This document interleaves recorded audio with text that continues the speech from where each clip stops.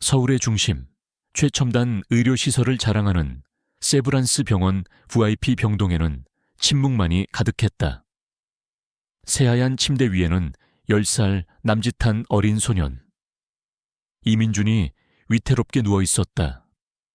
그의 작은 몸은 산소 호흡기와 수많은 의료 장비에 연결되어 있었고 그의 얼굴은 백지장처럼 창백했다. 이현우 박사는 아들의 침대 옆에 앉아 핏기 없는 손을 잡고 있었다. 그의 눈빛은 절망과 함께 깊은 피로감으로 가득했다. 그는 대한민국 최고의 소아과 의사였지만 자신의 아들만큼은 그 어떤 의학적 지식으로도 첨단 기술로도 살려낼 수 없었다. 민준이는 희귀병을 앓고 있었다. 온몸의 세포가 알 수 없는 이유로 급속히 퇴화하는 병이었다. 전 세계의 저명한 의사들을 찾아다녔고 모든 종류의 치료법을 시도했지만 소용없었다. 그의 통장 장원은 바닥을 드러냈고 그의 정신은 극한으로 치달았다. 현우에게 민준이는 세상의 전부였다. 사랑하는 아내가 민준이를 낳다가 세상을 떠났기 때문에 민준이는 아내의 마지막 선물과도 같았다. 그런 아들이 죽어가고 있다는 사실은 현우에게 살아갈 의미마저 앗아가는 듯했다. 그날도 현우는 아들의 작은 손을 잡고 밤새도록 기도했다. 그의 눈에서는 눈물이 쉼없이 흘러내렸다. 민준아, 아빠는 너를 포기하지 않을 거야. 무슨 수를 써서라도 너를 살릴 거야. 이른 아침 병실 문이 조심스럽게 열렸다. 담당 간호사가 아침 회진을 알리러 온 것이었다. 간호사의 뒤로는 낯선 아이의 모습이 보였다. 12살 남짓되어 보이는 어린 소년이었다. 소년은 낡고 해진 옷을 입고 있었고 그의 얼굴에는 흙먼지가 묻어 있었다. 그는 마치 도심 속에서 길을 잃은 작은 들꽃 같았다. 죄송합니다. 박사님, 아이가 복돼서 계속 기다리고 있어서요. 간호사는 난처한 표정으로 말했다. 현우는 소년에게 무심하게 시선을 던졌다. 그의 머릿속은 온통 민준이의 생각으로 가득했기 때문에 다른 것에 신경 쓸 겨를이 없었다. 누구니 여긴 왜 왔어? 그의 목소리에는 차가움이 묻어 있었다. 소년은 현우의 차가운 목소리에 움츠러들었지만 그의 눈빛은 흔들림 없이 굳건했다. 그는 현우를 똑바로 바라보며 말했다. 저는 김지훈이라고 해요. 박사님 아드님 병을 고칠 수 있는 방법을 알아요. 현우는 소년의 말에 코웃음을 쳤다. 그는 소년의 말을 비웃었다. 무슨 헛소리야. 당장 나가. 여긴 아이들이 장난칠 곳이 아니야. 간호사 역시 지훈을 데리고 나가려 했다. 꼬마야, 이분은 바쁘시니 이만 가보렴. 하지만 지훈은 물러서지 않았다. 그는 현우를 똑바로 바라보며 말했다. 박사님 아드님은 평범한 병이 아니에요. 이건 저주예요. 하지만 제가 고칠 수 있어요. 제 할머니가 방법을 알려주셨어요. 현우는 지훈의 말에 분노가 치밀었다. 그는 지훈이 자신의 아들을 가지고 장난을 치는 것이라고 생각했다. 당장 꺼져. 2번 다시 내 눈앞에 나타나지 마라. 그의 목소리는 병실 전체에 울려 퍼졌다. 지훈은 현우의 분노에도 아랑곳하지 않았다. 그는 흔들림 없는 눈빛으로 현우를 바라보며 말했다. 박사님, 제 말을 믿어주세요. 제 할머니는 세상의 모든 병을 고칠 수 있는 분이세요. 박사님 아드님도 고칠 수 있어요. 현우는 지훈의 당돌한 말에 할 말을 잃었다. 그는 지훈의 눈빛에서 알 수 없는 진심을 느꼈다. 그의 마음속에서 미약한 희망의 불씨가 피어나는 것을 느꼈다. 그는 지훈을 다시 한번 훑어보았다. 지훈의 낡은 옷차림과 초라한 모습은 그가 평범한 아이가 아님을 말해주고 있었다. 하지만 그의 눈빛은 너무나도 강렬했다. 마치 세상을 꿰뚫어 보는 듯한 눈빛이었다. 네 할머니가 어디 계시는데? 현우는 조심스럽게 물었다. 그의 목소리는 이전보다 훨씬 부드러워졌다. 지우는 현우의 변화에 희미하게 미소 지었다. 우리 할머니는 저기 산골 마을에 계세요. 박사님이 오시면 기뻐하실 거예요. 현우는 지훈의 말에 깊은 고민에 빠졌다. 그는 지훈의 말을 믿어야 할까? 그의 아들이 죽어가고 있는데. 이런 어린아이의 말을 믿을 수 있을까? 그는 혼란스러웠지만 동시에 지푸라기라도 잡고 싶은 심정이었다.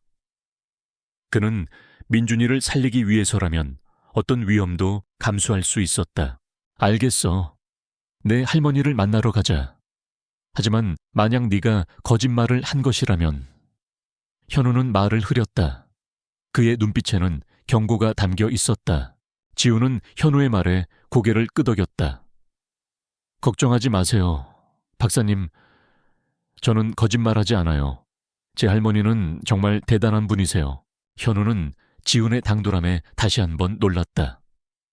그는 민준이의 작은 손을 잡고 조용히 속삭였다.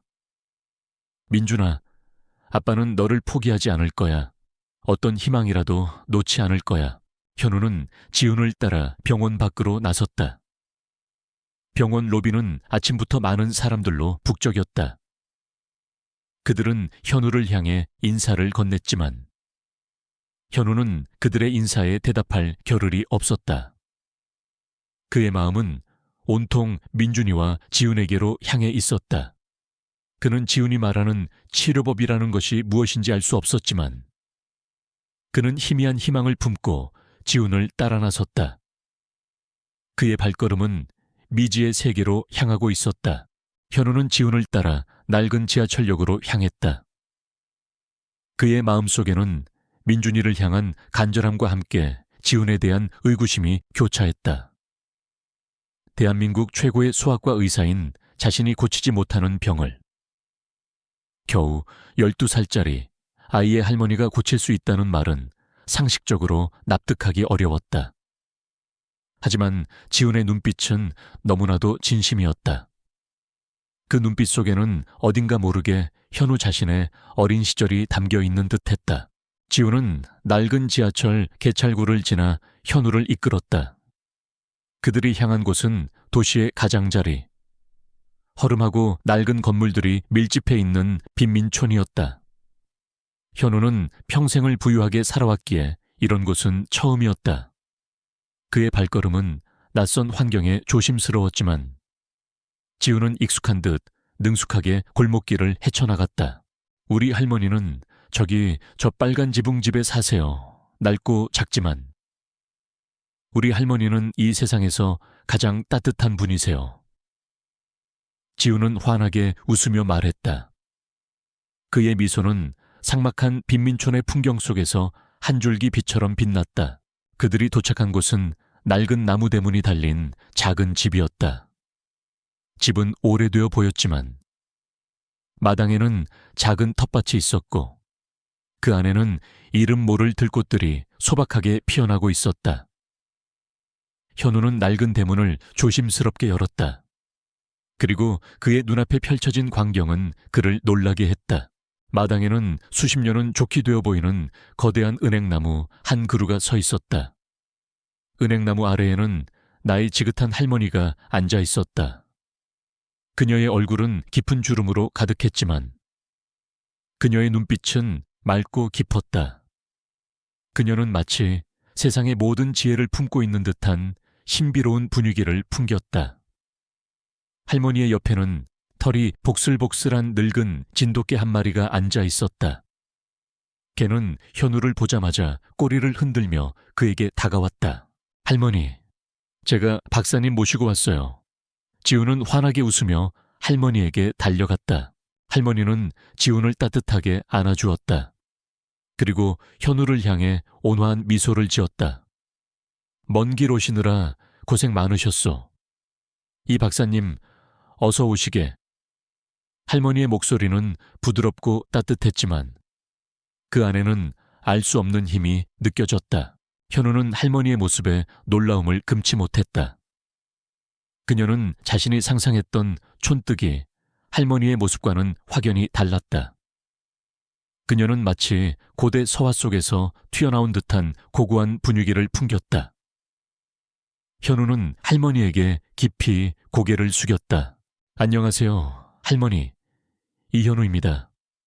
제 아들 민준이 때문에 염치 없지만 이렇게 찾아뵙게 되었습니다. 할머니는 현우의 말을 듣고 희미하게 미소 지었다. 앉으시게. 내가 이 박사님 아드님 이야기를 익히 들었네. 하늘의 뜻이 있어 이렇게 인연이 닿았으니 내 아드님을 돕겠네. 현우는 할머니의 말에 희미한 희망을 품었다. 그는 할머니의 말에 진심이 담겨 있음을 느꼈다. 할머니는 현우에게 차를 한 잔 내주었다. 찻잔에서는 은은한 약초 향이 풍겼다. 현우는 차를 마시며 할머니의 말에 귀를 기울였다. 할머니는 민준이의 병이 단순한 희귀병이 아니라고 말했다. 그것은 현우의 가문의 대대로 내려오는 어둠의 저주라고 설명했다. 현우의 조상 중 한 명이 과거에 큰 죄를 저질렀고 그 죄로 인해 그의 후손들이 대대로 알 수 없는 병에 시달리게 되었다는 것이었다. 할머니의 설명은 현우를 충격에 빠뜨렸다. 그는 자신의 가문에 그런 비밀이 숨겨져 있을 것이라고는 상상도 하지 못했다. 그럼 제 아들 민준이도 그 저주 때문에 병에 걸린 건가요? 현우는 떨리는 목소리로 물었다. 할머니는 고개를 끄덕였다. 그렇네. 이 저주는 피할 수 없는 운명과도 같지. 하지만 방법이 없는 것은 아니네. 이 저주를 풀 수 있는 유일한 방법은 잃어버린 생명의 정수를 찾아야 하네. 생명의 정수는 고대부터 전해 내려오는 신비한 약초라고 할머니는 설명했다. 그것은 세상의 모든 병을 고치고 죽은 자도 살릴 수 있는 기적의 약초라고. 하지만 생명의 정수는 아무나 찾을 수 있는 것이 아니었다. 그것은 오직 순수한 마음과 강한 의지를 가진 자만이 찾을 수 있는 것이라고. 현우는 할머니의 말을 믿을 수 없었다. 그는 의사로서 과학적인 지식만을 믿어왔다. 저주라니, 생명의 정수라니, 모든 것이 비과학적이고 황당하게 들렸다. 하지만 그는 민준이를 살릴 수만 있다면 어떤 헛된 희망이라도 잡고 싶었다. 그럼 그 생명의 정수는 어디에 있습니까? 현우는 조심스럽게 물었다. 할머니는 희미하게 미소 지었다. 그것은 이 세상에 존재하지만 아무나 찾을 수 없는 곳에 숨겨져 있네. 그곳은 오직 인연이 닿은 자만이 찾을 수 있는 곳이지. 그리고 지훈이가 그 인연을 가지고 있네. 현우는 할머니의 말에 지훈을 바라보았다. 지훈은 현우를 향해 환하게 웃었다. 그의 눈빛에는 순수함과 함께 알 수 없는 믿음이 담겨 있었다. 현우는 지훈의 눈빛에서 희망을 보았다. 그는 지훈을 믿어보기로 결심했다. 그때 늙은 진돗개 복돌이가 현우에게 다가와 그의 발에 몸을 비볐다. 현우는 복돌이의 따뜻한 천을 느끼며 알 수 없는 위안을 받았다. 복돌이는 마치 현우의 마음을 아는 듯 그의 곁을 떠나지 않았다. 할머니는 복돌이를 쓰다듬으며 말했다. 이 아이는 복돌이네. 우리 지훈이의 가장 든든한 친구이자 우리 가문의 수호견이지. 이 아이는 세상의 모든 비밀을 알고 있네. 그리고 이 아이는 박사님 아드님을 도울 것이네. 현우는 복돌이의 눈을 자세히 살폈다. 복돌이의 눈빛은 마치 사람의 눈처럼 깊고 지혜로워 보였다. 현우는 복돌이가 단순한 개가 아님을 직감했다. 그는 복돌이가 민준이를 치료하는데 중요한 역할을 할 것이라고 생각했다. 현우는 할머니에게 자신의 가문에 내려오는 어둠의 저주에 대해 더 자세히 물었다. 할머니는 현우의 가문이 과거에 저지른 죄악과 그로 인해 내려진 저주에 대해 설명해 주었다. 현우는 자신의 가문에 그런 어두운 비밀이 숨겨져 있었다는 사실에 충격을 받았다. 그는 자신의 조상들이 저지른 죄 때문에 민준이가 고통받고 있다는 사실에 깊은 슬픔과 죄책감을 느꼈다. 현우는 할머니의 말을 믿기로 결심했다. 그는 민준이를 살리기 위해서라면 어떤 어려움도 감수할 수 있었다. 그는 할머니와 지훈, 그리고 복돌이와 함께 생명의 정수를 찾아 나서기로 다짐했다. 그의 발걸음은 미지의 세계로 향하고 있었다. 그는 알지 못했다. 이 여정이 그의 삶을 송두리째 바꿀 것이라는 것을, 그리고 그에게는 상상 이상의 시련과 함께 기적 같은 만남이 기다리고 있다는 것을. 현우는 할머니의 충격적인 고백에 온몸의 피가 얼어붙는 듯했다. 자신의 가문에 대대로 내려오는 어둠의 저주라니, 그리고 아들 민준이가 그 저주 때문에 죽어가고 있다니. 그는 의사로서 평생을 과학적인 지식만을 믿어왔기에 이런 비과학적인 이야기는 도저히 납득하기 어려웠다. 하지만 지훈의 눈빛과 할머니의 신비로운 분위기, 그리고 복돌이의 따뜻한 천은 현우의 마음속에 미약한 희망의 불씨를 지폈다. 그는 민준이를 살릴 수만 있다면 어떤 헛된 희망이라도 잡고 싶었다. 할머니는 현우의 눈을 깊이 들여다보며 말했다. 이 박사님, 자네 가문은 오래전부터 검은 태양이라 불리는 어둠의 세력과 얽혀 있었네. 그들은 고대 유물을 통해 사람들의 생명력을 흡수하고 영원한 삶을 얻으려 했지. 자네의 조상 중 한 명이 그들의 음모를 막으려다 오히려 그들의 저주를 받게 되었네. 그 저주가 바로 자네 가문의 대대로 내려오는 병의 원인이지. 현우는 할머니의 말에 충격을 받았다. 그의 가문은 대대로 유명한 의사 집안이었다. 그의 조상 중 한 명이 어떤 죄를 저질렀다는 말은 단 한 번도 들어본 적이 없었다. 그는 자신의 가문에 숨겨진 어두운 비밀이 있다는 사실에 혼란스러웠다. 그럼 제 조상님이 어떤 죄를 저지른 겁니까? 그리고 그 검은 태양이라는 조직은 대체 뭡니까? 현우는 떨리는 목소리로 물었다. 할머니는 한숨을 내쉬었다. 자네 조상님은 생명의 정수를 지키는 자였네. 검은 태양은 생명의 정수를 빼앗아 자신들의 목적을 이루려 했고, 자네 조상님은 그들을 막기 위해 필사적으로 싸웠지. 하지만 그는 그 과정에서 큰 실수를 저질렀네. 그는 생명의 정수의 일부를 파괴했고, 그로 인해 검은 태양의 저주를 받게 되었네. 그 저주가 바로 자네 가문의 대대로 내려오는 병의 원인이지. 생명의 정수는 세상의 모든 생명력을 품고 있는 고대 유물이라고 할머니는 설명했다. 그것은 세상의 모든 병을 고치고 죽은 자도 살릴 수 있는 기적의 유물이라고. 하지만 생명의 정수가 파괴되면서 그 힘은 흩어졌고 그 파편들은 세상 곳곳에 숨겨지게 되었다는 것이었다. 할머니의 가문은 대대로 생명의 정수의 파편을 지키고 어둠의 저주를 치유하는 능력을 가지고 있었다. 현우는 할머니의 이야기를 들으며 자신의 가문과 검은 태양, 그리고 생명의 정수가 복잡하게 얽혀 있다는 사실을 깨달았다. 그는 민준이를 살리기 위해서라도 이 모든 진실을 파헤치고 생명의 정수의 파편을 찾아내야 한다고 다짐했다.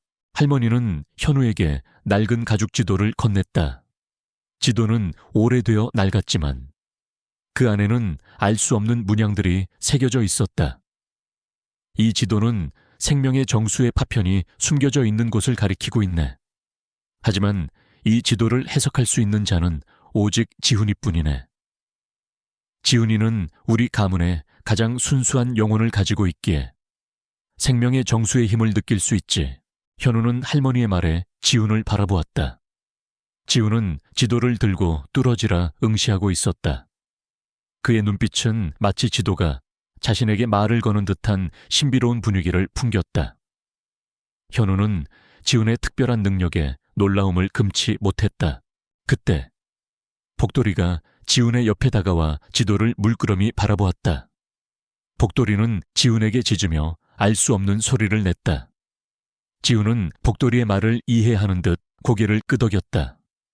현우는 복돌이가 단순한 개가 아님을 다시 한번 직감했다. 할머니는 복도리를 쓰다듬으며 말했다. 복도리는 우리 가문의 수호견일세. 이 아이는 생명의 정수에 파편이 있는 곳을 정확히 알고 있지. 복도리는 지훈이를 돕고 박사님 아드님을 구할 것이네. 현우는 할머니와 지훈, 그리고 복도리와 함께 생명의 정수의 파편을 찾아 나서는 여정을 시작했다. 그들은 지도가 가리키는 첫 번째 장소로 향했다. 그곳은 도시 외곽의 낡은 폐사찰이었다. 사찰은 오랫동안 버려진 듯 황량했고 겉으로는 아무것도 없는 것처럼 보였다. 그들은 사찰 안으로 잠입했다. 사찰 내부는 어둡고 적막했으며 퀴퀴한 먼지 냄새가 풍겼다. 그들은 사찰 내부를 샅샅이 뒤졌다. 그들은 낡은 불상 뒤에서 수상한 점을 발견했다. 낡은 벽 뒤에 희미하게 숨겨진 문이 있었다. 현우는 문을 열었다. 그리고 그들의 눈앞에 펼쳐진 광경은 그들을 충격에 빠뜨렸다. 문 뒤에는 지하로 연결되는 좁고 긴 통로가 있었다. 통로의 끝에는 넓은 지하 공간이 나타났다. 그곳은 마치 고대의 사원처럼 꾸며져 있었다. 낡은 제단 위에는 알 수 없는 문양이 새겨진 돌들이 놓여 있었고 벽면에는 기괴한 형상들이 그려져 있었다. 그리고 그곳에는 생명의 정수의 첫 번째 파편이 놓여 있었다. 파편은 희미하게 빛나고 있었고 그 빛은 마치 생명력을 품고 있는 듯한 신비로운 분위기를 풍겼다. 그때 지하 공간의 문이 열리고 검은 태양의 추종자들이 나타났다. 그들의 리더는 흉터 가득한 얼굴의 남자였다.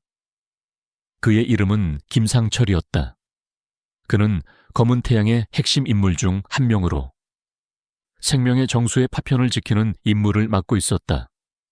김상철의 눈빛은 살기로 가득했고 그의 뒤에는 그의 부하들이 서 있었다. 그들은 현우 일행을 향해 달려들었다. 감히 생명의 정수를 노려 죽음을 면치 못할 것이다. 김상철은 포효하듯 외쳤다. 현우는 분노에 사로잡혀 김상철에게 달려들었다. 그는 의사로서의 뛰어난 판단력과 함께 지훈에게 배운 기본적인 호신술을 활용하여 김상철의 부하들을 제압했다. 지훈은 복도리와 함께 현우를 도왔다. 복도리는 짖으며 김상철의 부하들을 혼란스럽게 만들었고 지훈은 자신의 몸을 날려 현우를 보호했다. 하지만 김상철은 예상 이상으로 강력했다. 그는 생명의 정수의 파편에서 뿜어져 나오는 어둠의 기운을 흡수하며 자신의 힘을 강화했다. 그의 몸에서는 검은 안개가 뿜어져 나왔고 그의 눈은 붉게 빛났다. 그는 마치 악마처럼 보였다. 이현우, 너는 나를 막을 수 없어. 생명의 정수는 우리 검은 태양의 것이다. 이 파편은 우리 손에 들어올 것이다. 김상철은 절규하듯 외쳤다. 현우는 김상철의 강력한 힘에 밀렸지만 그는 포기하지 않았다. 그는 민준이를 떠올렸다. 그는 민준이를 살리기 위해서라도 생명의 정수의 파편을 손에 넣어야 한다고 다짐했다. 그는 자신의 모든 힘을 다해 김상철에게 달려들었다. 그때 지훈이 생명의 정수의 파편을 향해 손을 뻗었다. 그의 눈빛은 흔들림이 없었다. 그는 자신의 특별한 능력으로 파편에서 뿜어져 나오는 어둠의 기운을 정화하기 시작했다. 지훈의 몸에서는 따뜻한 빛이 뿜어져 나왔고 그 빛은 생명의 정수의 파편을 감쌌다. 파편은 어둠의 기운을 잃고 순수한 빛을 발하기 시작했다. 김상철은 지훈의 능력에 놀라움을 금치 못했다. 그는 자신의 힘이 약해지는 것을 느끼자 고통스러워하며 비명을 질렀다. 그의 몸은 검은 안개와 함께 사라져갔다. 김상철은 완전히 소멸되었다. 현우는 지훈을 품에 안고 안도의 한숨을 내쉬었다. 복도리는 지훈의 옆에 다가와 그의 발에 몸을 비볐다. 현우는 지훈의 용감한 행동과 특별한 능력에 깊은 감동을 받았다. 그는 지훈이 말하는 치료법이 무엇인지 알 수 없었지만 그는 지훈을 믿기로 결심했다. 그들은 생명의 정수의 첫 번째 파편을 손에 넣었다. 파편은 현우의 손에 닿자마자 따뜻한 온기를 발산했다. 현우는 파편에서 알 수 없는 치유의 힘을 느꼈다. 그는 민준이가 이 파편 덕분에 나을 수 있을 것이라는 희망을 품었다. 경찰은 폐사차를 급습하여 검은 태양의 추종자들을 체포하고 지하 공간을 봉쇄했다. 검은 태양이라는 어둠의 조직은 완전히 파괴되었다.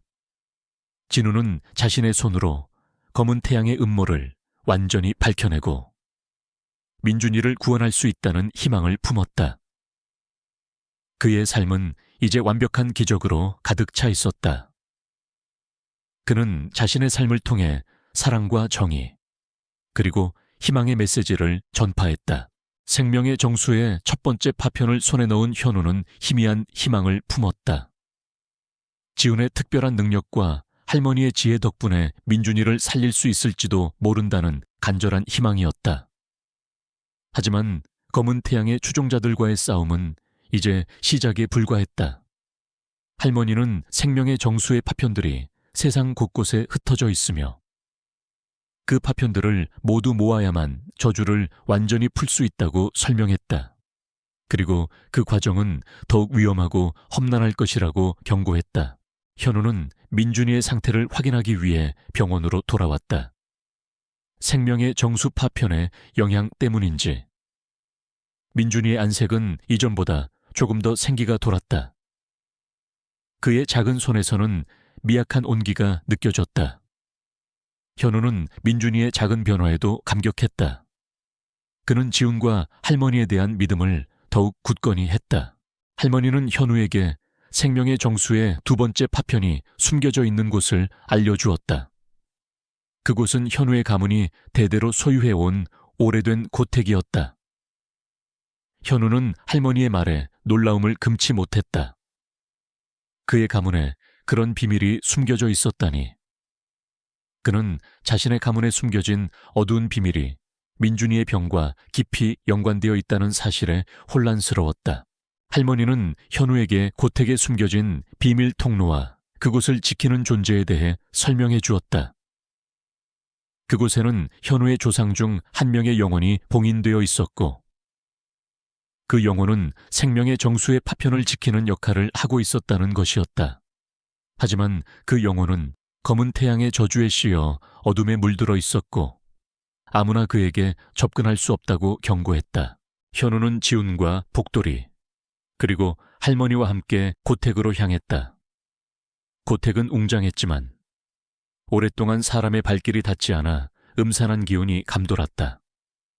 낡은 벽에는 넝쿨이 뒤덮여 있었고 창문은 부서져 있었다. 현우는 고택 내부를 샅샅이 뒤졌다. 그는 자신의 가문에 숨겨진 어두운 비밀을 파헤쳐야 했다.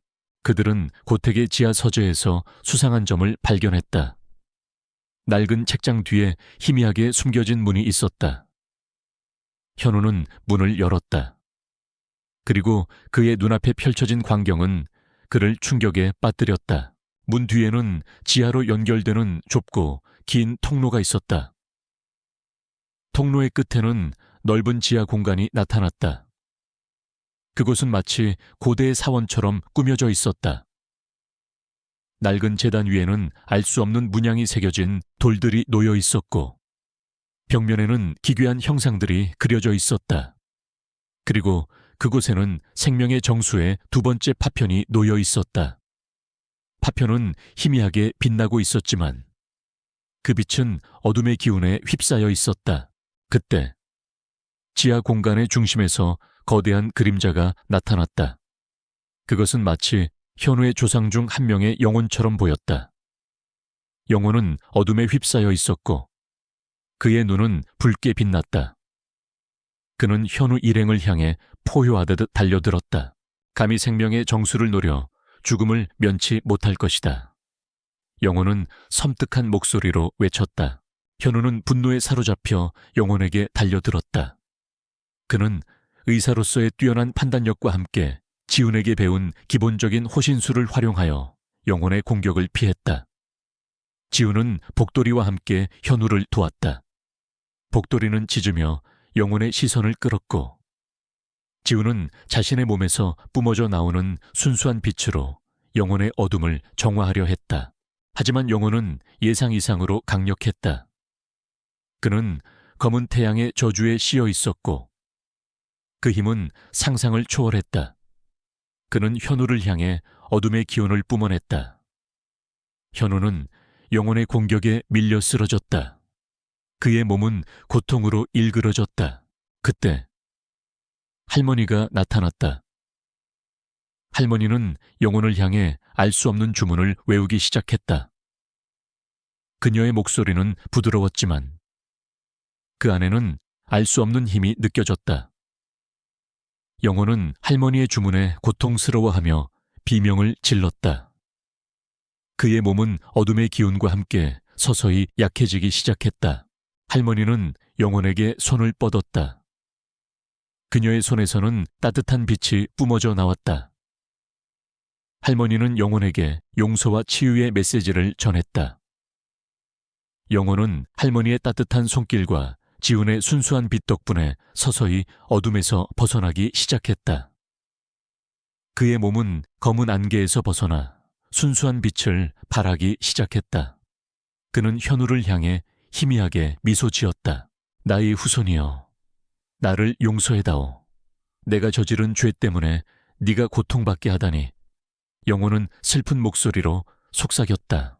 현우는 영혼의 말에 눈물을 흘렸다. 그는 자신의 조상님이 저지른 죄 때문에 민준이가 고통받았다는 사실에 깊은 슬픔과 죄책감을 느꼈다. 그는 영혼에게 진심으로 용서를 구했다. 할아버지, 괜찮습니다. 제가 모든 것을 바로잡겠습니다. 편히 잠드십시오. 영혼은 현우의 용서에 깊은 안도감을 느꼈다. 그의 몸은 빛과 함께 사라져갔다. 그는 비로소 모든 죄에서 벗어나 평화롭게 잠들 수 있었다. 현우는 생명의 정수의 두 번째 파편을 손에 넣었다. 파편은 현우의 손에 닿자마자 따뜻한 온기를 발산했다. 현우는 파편에서 알 수 없는 치유의 힘을 느꼈다. 그는 민준이가 이 파편 덕분에 나을 수 있을 것이라는 희망을 품었다. 할머니는 현우에게 세 번째 파편이 숨겨져 있는 곳을 알려주었다. 그곳은 검은 태양의 봉오지였다. 검은 태양은 세 번째 파편을 이용하여 자신들의 힘을 극대화하려 하고 있었다. 할머니는 그곳이 가장 위험한 곳이라고 경고했다. 현우는 검은 태양의 봉오지로 향하기 위한 준비를 시작했다. 그는 지훈과 복돌이, 그리고 할머니와 함께 마지막 싸움에 나설 준비를 했다. 그는 민준이를 살리기 위해서라면 어떤 희생도 감수할 수 있었다. 그의 발걸음은 미지의 세계로 향하고 있었지만 그의 눈빛은 굳건했다. 그는 승리할 것이라고 믿었다. 생명의 정수의 두 번째 파편을 손에 넣은 현우는 민준이를 향한 희망으로 가득 찼다. 하지만 동시에 그의 가문에 숨겨진 어두운 비밀, 즉 조상 대대로 내려오는 저주의 실체를 마주하면서 마음속 깊이 죄책감과 고뇌에 휩싸였다. 그는 민준이가 짊어진 고통이 자신의 조상들의 죄에서 비롯되었다는 사실에 괴로워했지만 이제는 도망치지 않겠다고 다짐했다. 그는 지훈과 할머니의 도움으로 이 모든 것을 바로잡고 민준이에게 평범한 삶을 되찾아주기로 맹세했다. 할머니는 생명의 정수의 마지막 파편이 숨겨져 있는 곳을 알려주었다. 그곳은 검은 태양의 봉오지, 즉 그들의 리더가 머물고 있는 거대한 지하 요새였다. 검은 태양은 마지막 파편을 이용하여 영원한 생명을 얻으려 하고 있었고 그 과정에서 수많은 희생을 강요하고 있었다. 할머니는 그곳이 가장 위험한 곳이며 검은 태양의 리더는 현우의 가문과 깊은 원한을 가지고 있는 인물이라고 경고했다. 이 박사님, 검은 태양의 리더는 자네의 가문에게 깊은 원한을 품고 있네. 그는 자네 조상들이 생명의 정수를 파괴한 것에 대한 복수를 다짐하고 있어. 그는 자네의 아들을 통해 그 복수를 이루려 할 것이네. 할머니의 목소리에는 깊은 우려가 담겨 있었다. 현우는 검은 태양의 리더가 누구인지 알 수 없었지만 그가 자신의 가문과 깊은 연관이 있을 것이라고 직감했다. 그는 민준이를 살리기 위해서라도 이 모든 진실을 파헤치고 마지막 파편을 손에 넣어야 한다고 다짐했다. 현우는 지훈과 복돌이 그리고 할머니와 함께 검은 태양의 봉오지로 향하기 위한 준비를 시작했다. 민수는 진우의 가장 든든한 조력자로 정보 수집과 작전 계획을 도왔다. 그는 검은 태양의 봉오지에 대한 상세한 정보와 그곳의 경비 시스템, 그리고 그들의 함정에 대한 정보를 알아냈다. 그들의 여정은 위험과 난관의 연속이었다. 검은 태양의 추종자들은 그들을 방해하기 위해 온갖 수단과 방법을 가리지 않았다. 그들은 현우 일행을 미행하고 함정을 설치하고 심지어는 유혹을 통해 그들을 방해하려 했다. 하지만 현우는 지훈의 순수한 영혼과 할머니의 지혜, 그리고 복돌이의 뛰어난 능력 덕분에 모든 어려움을 이겨낼 수 있었다. 어느 날 그들은 검은 태양의 봉오지로 알려진 낡은 성에 도착했다. 성은 수백 년은 좋게 되어 보이는 고풍스러운 모습이었지만 그 안에서는 알 수 없는 음산한 기운이 풍겼다. 성의 입구는 두꺼운 철문으로 굳게 닫혀 있었고 겉으로는 아무것도 없는 것처럼 보였다. 그들은 성 안으로 잠입하기 위한 방법을 찾아냈다. 민수는 성의 지하에 숨겨진 비밀 통로가 있다는 것을 알아냈다. 그들은 비밀 통로를 통해 성 안으로 들어갔다. 성 내부는 어둡고 적막했으며 퀴퀴한 먼지 냄새와 함께 알 수 없는 음산한 기운이 감돌았다.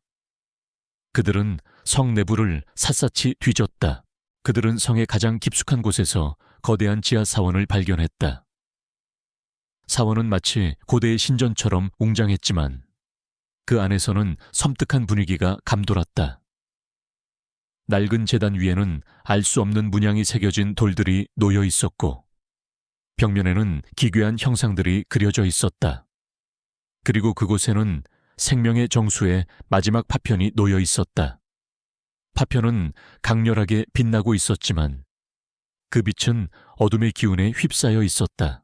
그때 지하 사원의 중심에서 한 남자가 나타났다. 그의 얼굴은 차가운 미소로 가득했고 그의 눈빛은 광기로 가득했다. 그의 이름은 박준수였다. 그는 검은 태양의 리더이자 이 모든 음모의 배후에 있는 인물이었다. 박준수의 뒤에는 그의 부하들이 서 있었다. 이현우 박사님, 드디어 오셨군요. 당신을 기다리고 있었습니다. 당신의 조상들이 저지른 죄 때문에 제가 얼마나 오랜 시간 동안 고통받았는지 아십니까? 박준수는 조롱하듯 말했다. 현우는 박준수의 얼굴을 보는 순간 온몸에 소름이 돋았다. 박준수는 현우의 아버지와 똑같이 생겼었다. 현우는 충격에 휩싸였다.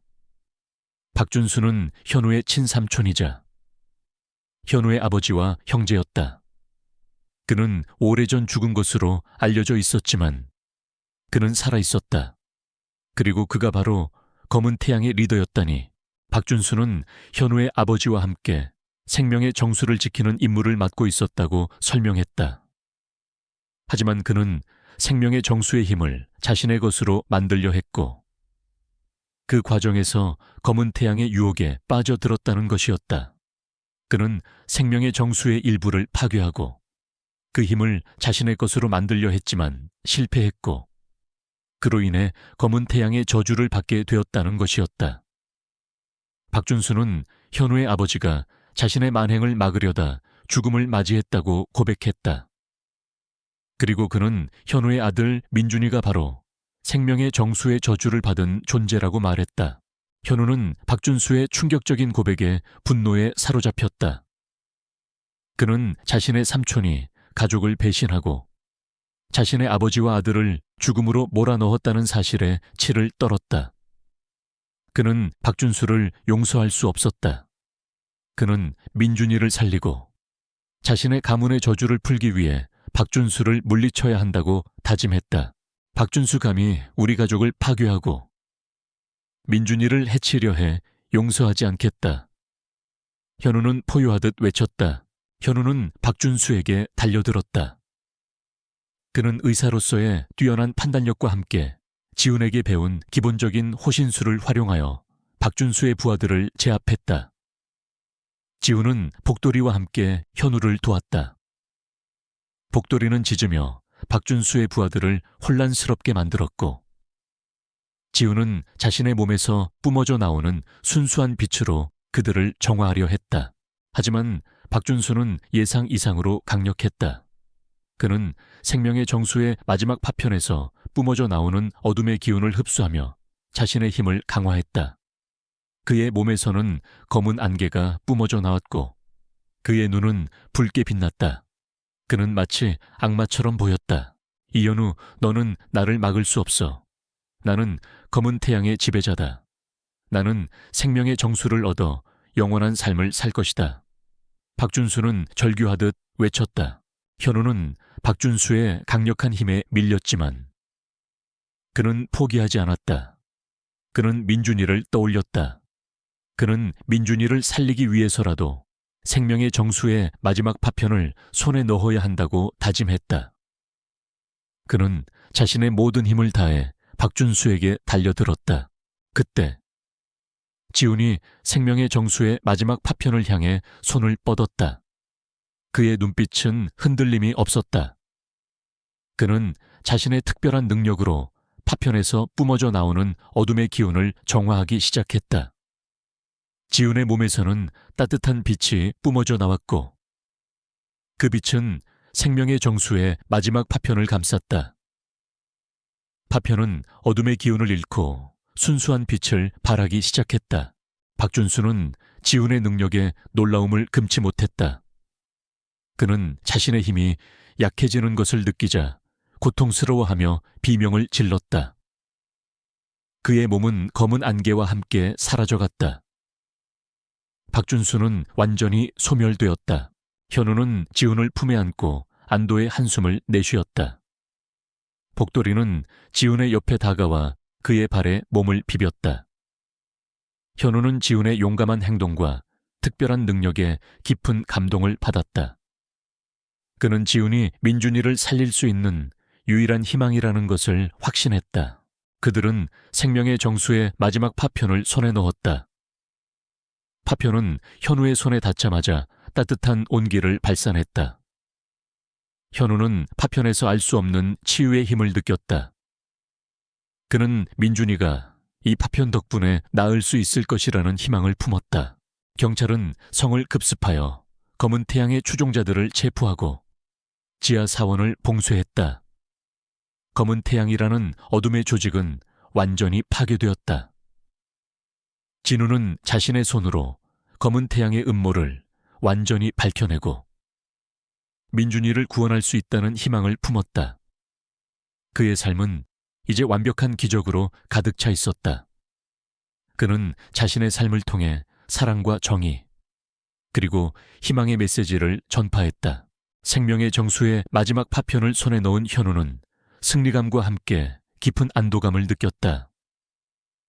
검은 태양의 리더였던 삼촌 박준수마저 소멸되자 민준이를 짓누르던 가문의 저주는 마침내 끝나는 듯했다. 지훈의 순수한 영혼과 할머니의 지혜, 그리고 복돌이의 헌신적인 도움이 없었다면 불가능했을 일이었다. 이제 현우는 민준이를 살릴 수 있다는 확신을 가졌다. 하지만 그들의 싸움은 완전히 끝난 것이 아니었다. 박준수는 죽기 직전 검은 태양의 진정한 배후에 숨겨진 또 다른 거대한 세력에 대한 단서를 남겼다. 그것은 바로 태초의 그림자라는 이름의 고대 비밀 결사였다. 태초의 그림자는 검은 태양보다 훨씬 더 오래되고 강력한 조직이었다. 그들은 고대부터 존재해온 생명의 정수의 힘을 자신들의 것으로 만들려 했고 그 과정에서 수많은 희생을 강요해왔다. 현우의 가문에 내려온 저주 역시 태초의 그림자의 소행이었다. 그들은 박준수를 꼭두각시로 삼아 생명의 정수의 파편들을 모으게 했던 것이었다.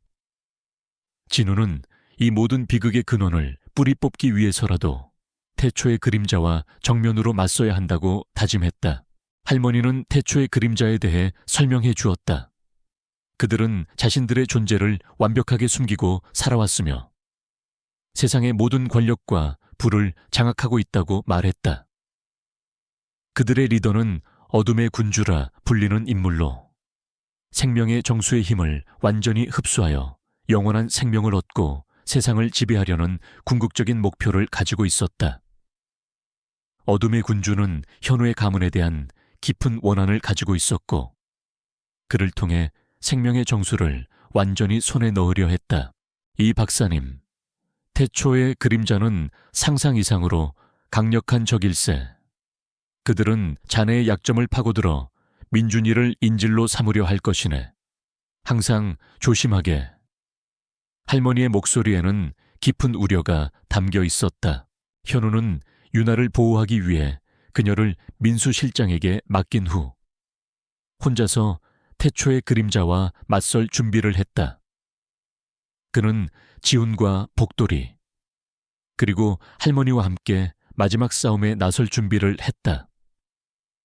민수 실장은 태초의 그림자에 대한 정보를 수집하고 그들의 은신처를 찾아내기 위해 자신의 모든 역량을 동원했다. 그는 어둠의 군주의 은신처가 도시 외곽에 폐쇄된 지하 연구실이라는 정보를 입수했다.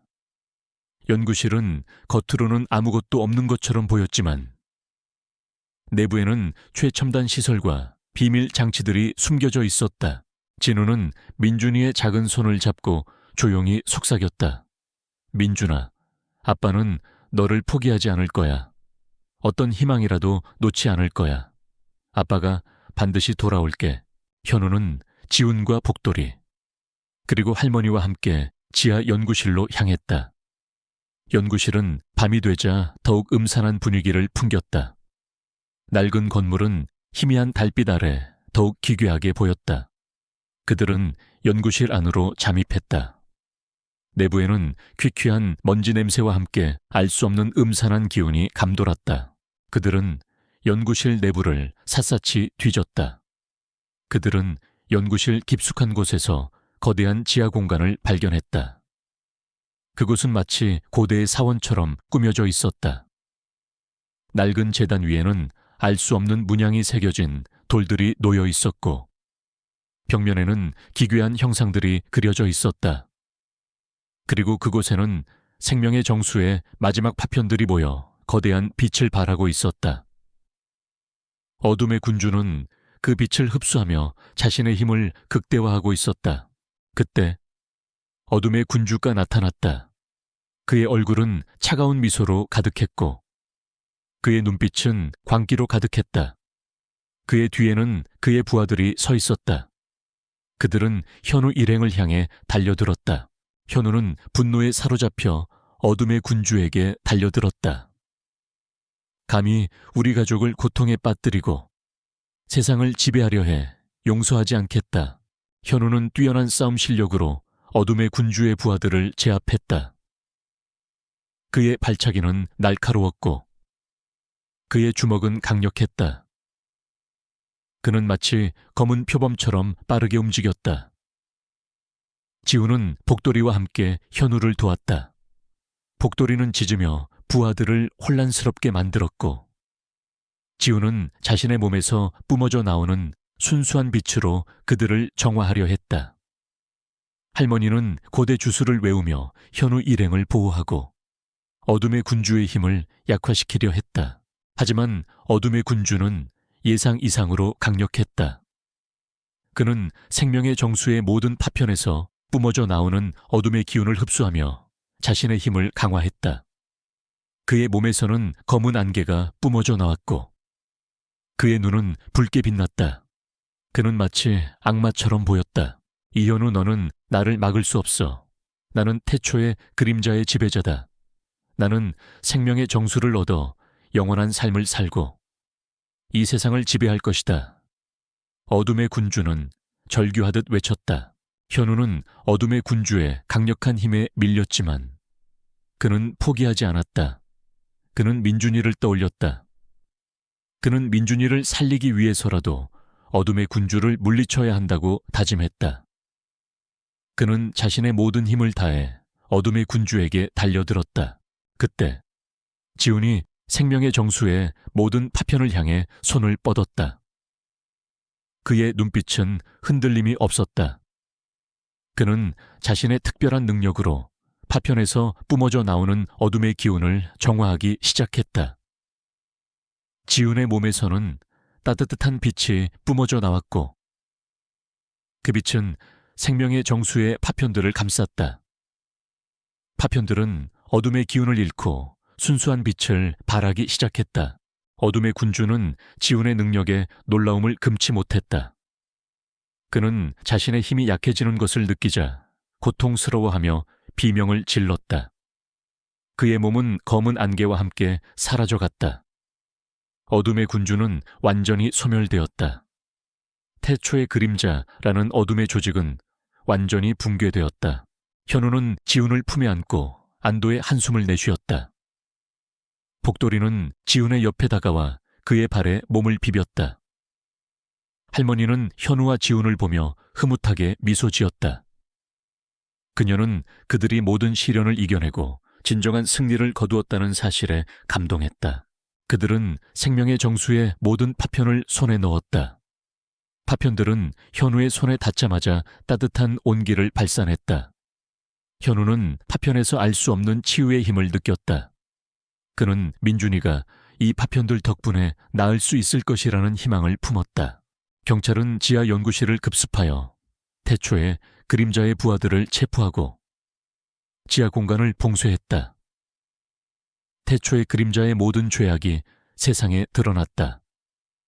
그들의 이름은 영원히 역사의 오점으로 남게 되었다.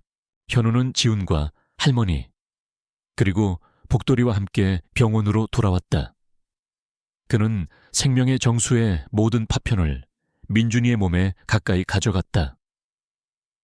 파편에서 뿜어져 나오는 순수한 빛이 민준이의 몸을 감쌌다.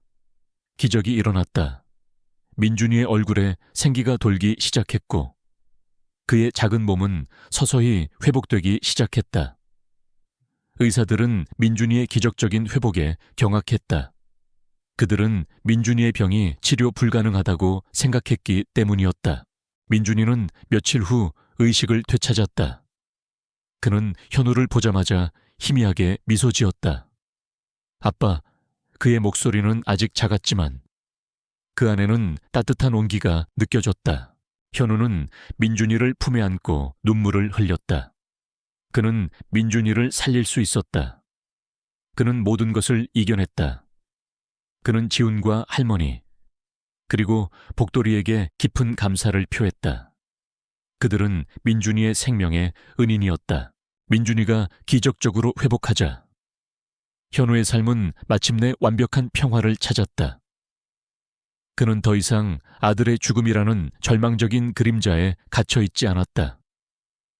민준이의 작은 손에서 느껴지는 따뜻한 온기, 그의 얼굴에 번지는 희미한 미소는 현우에게 살아갈 이유와 희망을 불어넣어 주었다. 그는 지훈과 할머니, 그리고 복돌이에게 깊은 감사와 함께 평생 잊지 못할 은혜를 느꼈다. 현우는 민준이가 퇴원하자마자 지훈과 할머니를 자신의 집으로 모셨다. 그는 더 이상 그들을 낡고 허름한 빈민촌에 살게 할 수 없었다. 현우의 넓고 깨끗한 집은 지훈과 할머니에게 새로운 보금자리가 되었다. 민준이는 지훈을 친형처럼 따랐고 지훈은 민준이를 동생처럼 아꼈다. 할머니는 현우에게 민준이를 돌보는 방법을 알려주었고 현우는 할머니에게서 잃어버렸던 가족의 따뜻함을 다시 느꼈다. 복돌이는 민준이의 침대 옆을 떠나지 않고 그를 지켰다. 복돌이의 따뜻한 처는 민준이에게 큰 위안이 되었다. 민준이의 기적적인 회복은 의학계에 큰 충격을 주었다. 전 세계의 저명한 의사들은 민준이의 병이 치료 불가능하다고 생각했기 때문이었다. 현우는 민준이의 회복 과정을 상세하게 기록하고 지훈과 할머니의 특별한 능력을 세상에 알리려 했다. 그는 이 모든 기적을 숨길 수 없다고 생각했다.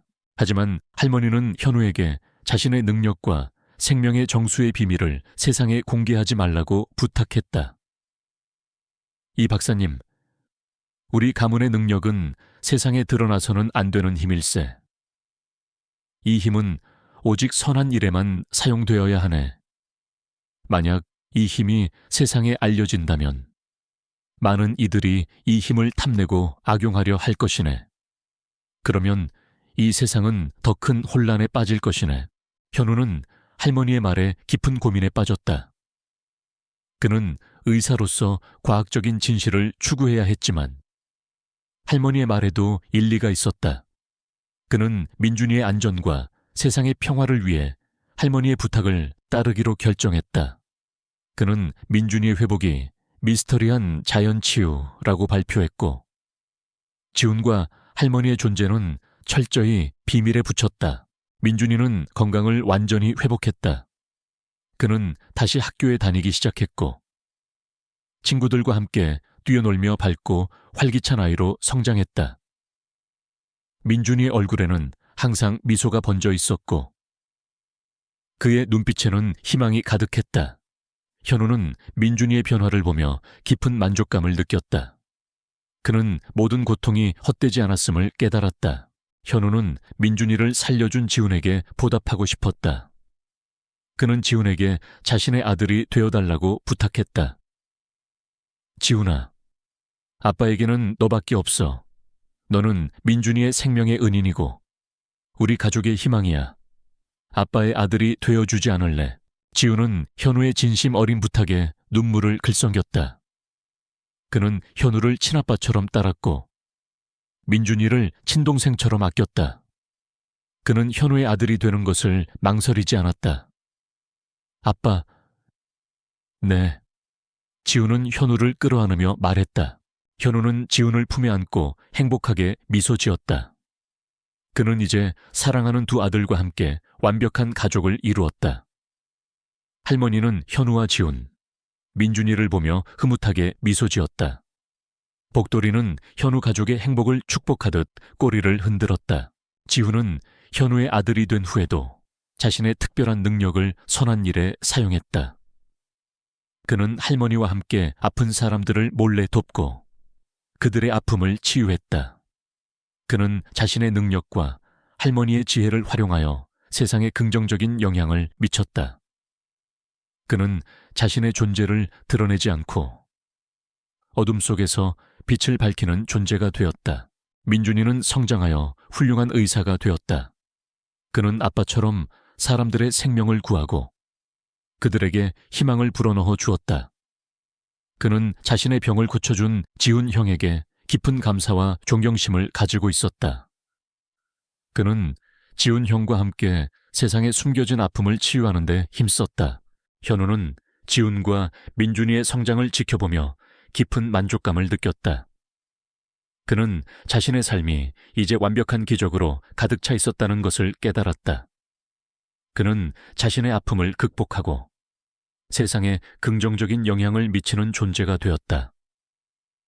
그는 자신의 삶을 통해 사랑과 정의, 그리고 희망의 메시지를 전파했다. 그의 이야기는 수많은 사람들에게 영감과 희망을 주었다.